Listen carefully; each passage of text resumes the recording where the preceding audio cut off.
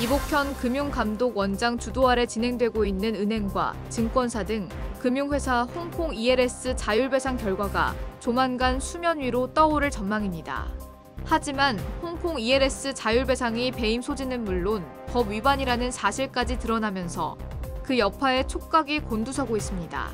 19일 알파경제 취재를 종합하면 KB국민이나 신한, 하나, NH농협, 우리은행 등은 홍콩 ELS 자율배상 시 배임 우려는 물론 자본시장법 55조 위반이라는 사실을 인지하고 있습니다. 시중은행의 한 관계자는 손실보존 행위 자체가 법 위반인 것은 당연한 얘기라면서 그럼에도 불구하고 금감원이 자율배상하라고 압박하면 준비할 수밖에 없는 처지라고 말했습니다. 자본시장법 55조에 따르면 홍콩 ELS 같은 신탁 상품에 대해 금융사가 손실보존 행위에 나설 경우 3년 이하의 징역 또는 1억 원 이하의 벌금에 처합니다.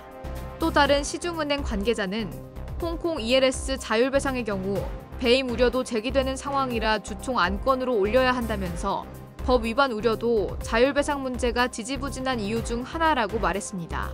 금감원 제재 제외 약속, 법 위반 처벌 면제 근거로 미약 문제는 금감원이 홍콩 ELS 자율배상 시 관련 제재 제외를 약속했다는 점입니다.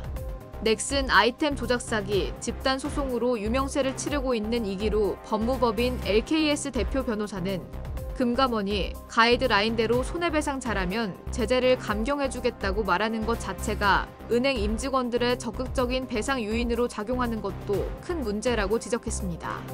홍콩 ELS 자율배상은 개인 이익을 위해 금융사 고유 계정 손실을 불가피하게 만들기 때문입니다.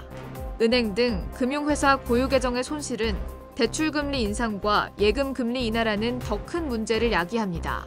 은행에 비해 증권사는 자본시장법 위반 인지 사실이 더 미약한 것으로 나타났습니다. 증권사들 역시 금감원 명령을 거부할 수 없는 현실적인 한계도 인정했습니다.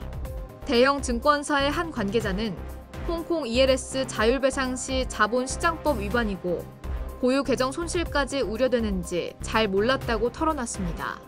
또 다른 증권사 관계자는 대표나 임원들 입장에서 금감원이 홍콩 ELS를 물어주라고 하면 거절할 수가 없다면서 법 위반 처벌은 나중 일이고 금감원은 현실이라고 말했습니다.